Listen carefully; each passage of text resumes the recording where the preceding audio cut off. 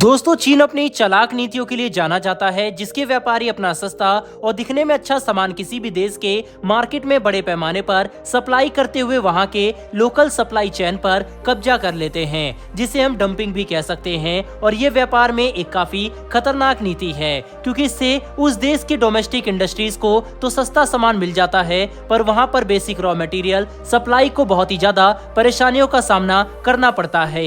इसीलिए जब भारत सरकार का ध्यान डंपिंग पर पड़ा, तब हमने एक के बाद एक करके कई ऐसे नियम बनाए, जिससे देश के अंदर ऐसे सामानों को न लाया जा सके जो हमारे डोमेस्टिक सप्लायर के लिए खतरा बन रहे हैं। और अब इसी तरह से एक और कार्रवाई को अंजाम देते हुए भारत सरकार ने चीन को कड़ा जवाब दिया है। लेकिन इसका सिर्फ एक आर्थिक एंगल ही नहीं, बल्कि एक बड़ा कूटनीतिक एंगल भी है, जिसे हम इस वीडियो में आगे समझेंगे। तो चलिए बिना समय गवाए स्टार्ट करते हैं इस वीडियो को। और हाँ, अगर आप हमारे चैनल पर पहली बार आए हैं तो नीचे दिए गए सब्सक्राइब बटन को प्रेस करके बेल नोटिफिकेशन अवश्य दबा ले, जिससे हमारी डेली वीडियो आप तक सबसे पहले पहुंच सके। दरअसल दोस्तों, सामने निकल कर आ रही लेटेस्ट रिपोर्ट के मुताबिक भारत सरकार ने अपने लोकल व्यापारियों को बचाने के लिए चीन से आने वाले कांच पर एंटी डंपिंग ड्यूटी लगाने को रिकमेंड किया है, जो हमारे व्यापारियों को बचाने के लिए काफी अच्छा कदम है। क्योंकि हाल ही में भारत के कांच व्यापारियों ने सरकार को एक कंप्लेन की थी, जिसमें उन्होंने बताया कि कैसे चीनी सप्लायर बेहद ही सस्ती कीमतों पर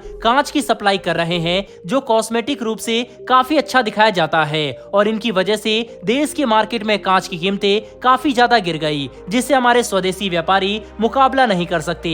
और अगर ऐसा ही चलता रहा तो चीन आगे जाकर हमारे ग्लास सप्लाई चेन पर पूरी तरह से कब्जा कर सकता है, जो व्यापार में हेल्दी कंपटीशन के लिए अच्छा नहीं होगा। जिसे ध्यान में रखते हुए भारत सरकार ने अब चीन से आने वाले 1.8 mm से 8 mm के ग्लास पर $243 की एंटी डंपिंग ड्यूटी लगाने पर एक्शन प्लान तैयार कर लिया है। मतलब अब ऐसे हर 1 टन ग्लास को भारत में निर्यात करने के लिए सबसे पहले तो निर्यातक को कांच की कीमत देनी होगी, और फिर $243 मतलब लगभग 20,000 एक्स्ट्रा देने होंगे, जिससे खरीदार के लिए चीन से निर्यात करने वाले कांच की कीमत इतनी ज्यादा बढ़ जाएगी कि वह कंज्यूमर मार्केट में कंपटीशन के लायक ही नहीं बचेगा। और यही वजह है कि चीनी व्यापारी भारत के इस कदम को लेकर काफी ज्यादा डरे हुए हैं।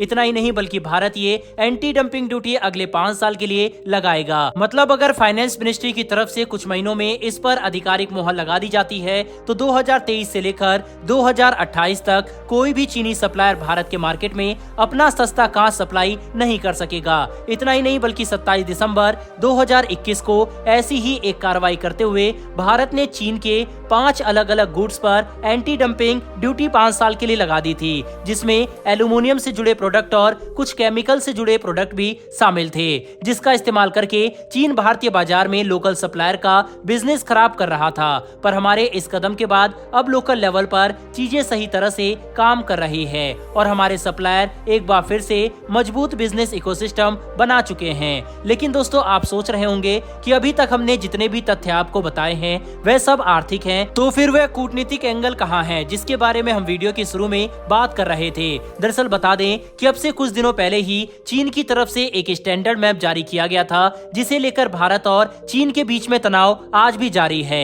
ऐसे में अगर आप ध्यान से समझने की कोशिश करें तो भारत की तरफ से उठाया गया ये कदम चीन के कांच व्यापारियों को नुकसान पहुंचाएगा, जो एक ऐसे समय पर सामने आया जब चीन ने भारत की संप्रभुता पर हमला किया। ऐसे में हम भारत के इस कदम को चीन के खिलाफ एक कड़ी कार्रवाई और जवाब भी मान सकते हैं। और अगर चीन अभी भी नहीं समझा तो आगे जाकर उन्हें और भी कई इस तरह के कार्रवाई का सामना करना पड़ेगा, जिससे अंत में नुकसान चीनी अर्थव्यवस्था को ही होने वाला है। क्योंकि पूरी दुनिया इस वक्त चीन की विस्तारवादी नीति को समझ चुकी है और अपनी सप्लाई चेन चीन से हटाकर भारत की तरफ केंद्रित करने पर ध्यान दे रही है, जिसकी वजह से भारत के पास भी काफी अच्छा मौका है अपने व्यापारियों को चीन के बजाय दूसरे देशों से मटेरियल खरीदने के लिए प्रेरित करने का।